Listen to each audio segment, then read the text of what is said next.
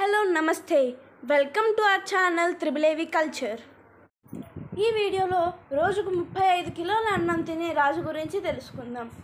ఈ కాలంలో పట్టుమని 1/2 కేజీ అన్నం తింటే నడవలేని పరిస్థితి, అరగడానికి మందులు మింగే రోజులు ఇవి. అలాంటిది ఒక రోజులో 35 కిలోల అన్నం తింటే ఇంకేముంది, పొట్ట పగిలిపోతుంది అనుకుంటున్నారా? అలా ఓ రాజు తినేవాడు.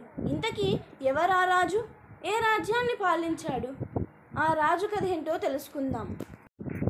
అనగనగా ఒక రాజు. ఆ రాజు పేరు మహమ్మద్ షా.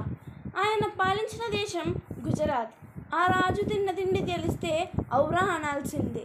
రాజులు తినే ఆహారం గొప్పగా రుచికరంగా ఉండేది. పూర్వకాలంలో రాజులకు ఆహారం వండడానికి ప్రత్యేకంగా కొంతమంది ఉండేవాళ్ళు. గుజరాత్ను పరిపాలించిన మహమ్మదీయ రాజు మొదటి మహమ్మద్ షా. ఈయనను మహమూద్ బేగడా అని కూడా పిలిచేవారు.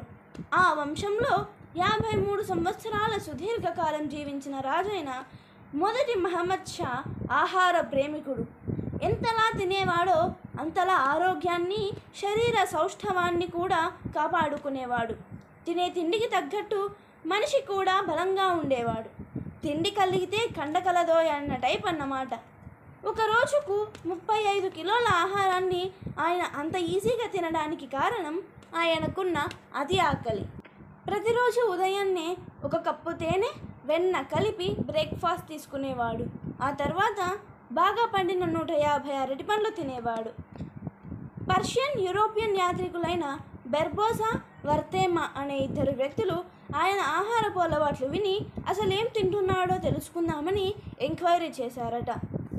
ఆయన రోజుకు 35 నుంచి 37 కిలోల అన్నం రకరకాల కూరలతో కలిపి తినేవాడట. అంతేకాదు, అన్నం తినడం పూర్తయ్యాక 4.5 కేజీల పరమాన్నం లాగించేవాడట. ఇక సాయంత్రం స్నాక్స్కు 2 పెద్ద పెద్ద బేసిన్లతో మాంసంతో చేసిన సమోసాలు ఆయన కోసం సిద్ధం చేసేవారట. ఆయన పడుకునే మంచానికి 2 వైపులా ఆ 2 బేసిన్లను ఉంచేవారట. రాత్రి ఎప్పుడు ఆకలిగా అనిపించినా లేచి తినడానికి ఆ ఏర్పాటు అన్నమాట. ఆయన ఆకలిని తీర్చేందుకు వీలైనంత ఎక్కువగా మాంసం తినేవాడట. తన ఆకలి గురించి, పాలన గురించి నిత్యం మంత్రులతో, అనుచరులతో మాట్లాడుతూ, అలాగే లేకపోతే నా ఆకలి ఎవరు తీర్చేవారు, నా రాజ్యాన్ని పాలించే అవకాశం నాకు ఎవరు ఇచ్చేవారు, ఎంతటి అవకాశం ఇచ్చాడు కాబట్టే నాకు ఇంత ఆకలి ఇచ్చాడు అనేవాడట. రాజుగారి రోజువారి ఆహారంలో భాగంగా కొద్ది మోతాదులో విషం కూడా తీసుకునేవాడట. ఎందుకంటే ఆయన మీద ఒకసారి విషప్రయోగం జరిగిందట. ఆ ప్రమాదం నుంచి ఆయన బయటపడ్డాడు, కానీ ఎప్పటికైనా డేంజరే అని అప్పటి నుంచి రోజు కొద్ది మోతాదులో విషం తీసుకోవడం మొదలుపెట్టాడు. రాజు విషం తీసుకోవడం మొదలుపెట్టినప్పటి నుంచి ఆయన దుస్తులు ఎవరూ ముట్టుకునేవారు కాదు. ఆయన తినగా మిగిలిన ఆహారం కూడా గొయ్యి తవ్వి భూమిలో పాతిపెట్టేవారు. ఆయన దుస్తులు కాల్చేసేవారు. ఇదంతా యూరోపియన్ చిత్రకారులు నమోదు చేశారు. Like, share and subscribe our channel triple culture for more videos.